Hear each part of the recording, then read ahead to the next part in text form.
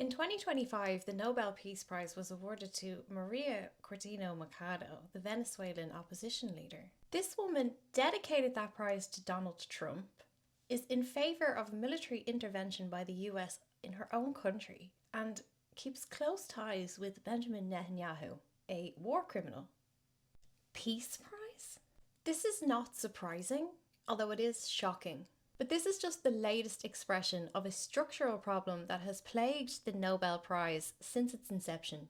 So let's go back and talk about the Nobel Prize.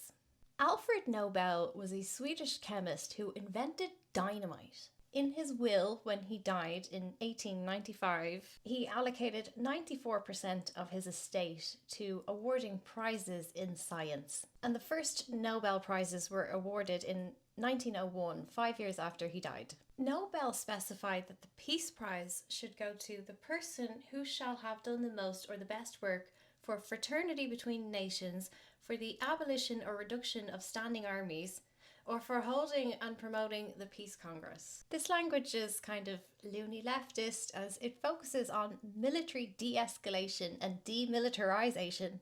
So why are you giving it to someone who's in favour of war against her own fucking country? That's not smart or science. And it's certainly not peace. Norwegian lawyer, whose name I cannot really pronounce properly, Frederick Heffermel? This guy spent years documenting systemic violations of Nobel's original will. In 2010, he wrote a book called The Nobel Peace Prize, What Nobel Really Wanted. And he argues that between 1946 and 2008, over half of all Nobel Peace Prizes awarded were illegal under Scandinavian estate law. They don't fit the criteria of the will. Nobel used very specific language: abolition or reduction of standing armies, promotion of peace congresses, and fraternity between nations. His criteria point to anti-militarism. In 2012, Swedish authorities reviewed the institution's compliance with the original will. The Nobel Foundation's response to this investigation was not compliance, but evasion. After being told by Swedish authorities that they needed to enforce Nobel's will by ensuring that candidates actually meet the requirements set out, their response was to ask a different government agency to rule that oversight agencies cannot evaluate whether or not they comply. I repeat, the foundation was told that it needed to enforce Nobel's will, and their response was to engage a different government agency to overrule that first investigating agency. This is called regulatory arbitrage, and regulatory arbitrage is just a bullshit Western word for corruption. So one authority tries to impose basic legal requirements, and the foundation's reaction is to appeal to another authority for an exemption. That's like when a child asks mom says no, and they ask dad. You cause infighting between the agencies. This is giving the Swedish authorities a fucking headache. So is the Nobel Prize just a big scam? Well, I can't say that legally because it implies deliberate deception. So instead I must say, and I have written this down to be careful, so I'm going to read it exactly. My evidence suggests an institution that has systematically diverged from its founders' explicit instructions while claiming to uphold them. Do you think that's a scam? Swedish government do. Machado winning the Peace Prize is not an anomaly if you understand the institution's history. They have had a range of controversial winners, from Henry fucking Kissinger in 1973, the US Secretary of State who orchestrated the bombing of Cambodia, who supported a military coup in Chile, who prolonged the Vietnam War. He got a Peace Prize. In 2009, when they gave it to Barack Obama, he reportedly said, "Why me?"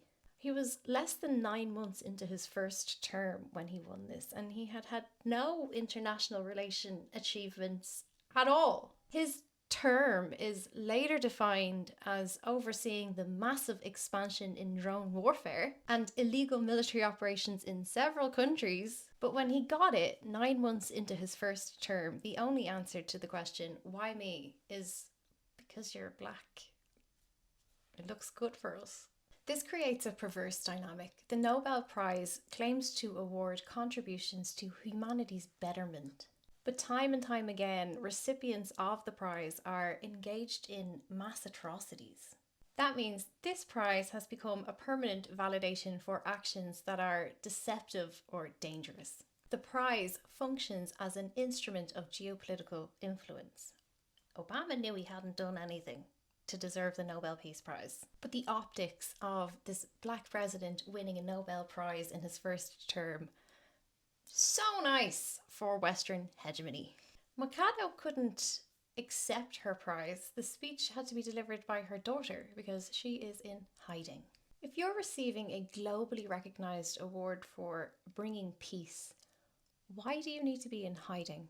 The Nobel Prize operates with limited transparency and accountability. A 50-year-old secrecy rule prevents disclosure of nominations, deliberations, or internal assessments. The selection process is so opaque that no one actually knows how it works. The Swedish Academy's 18 members serve for life and elect their own replacements. Who nominates candidates and how they are selected is a closely guarded secret. For the Peace Prize, the committee sends confidential invitations to competent and qualified persons who may submit nominations.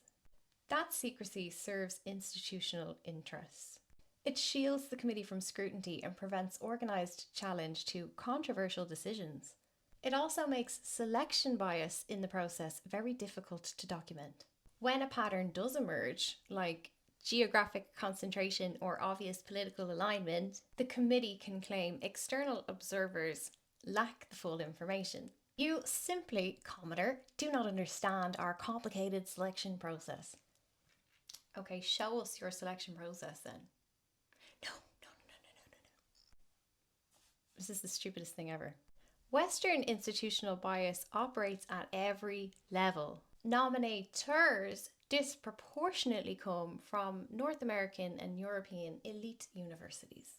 Their networks do not include or value any institution from the global south. Their attitude is only Western institutions can do groundbreaking science. I will do a full part 2 on the Nobel Prize institution because we also need to look at debt capture. There was a financial crisis in Sweden in the 1950s, and between 1953 and 1970, the Nobel Prize Institute was captured by globalists. Because of the financial crisis, the Swedish state gained leverage over the supposedly independent institution, and they restructured power relations while maintaining the fiction of Nobel's will. By the 1970s, the foundation had become one of Stockholm's biggest taxpayers, with financial decisions slowly bleeding it of capital for decades. The timing matters. This pertains to Cold War positioning, the rise of NATO and the globalist order. The institution is now a malleable tool for Western soft power projection.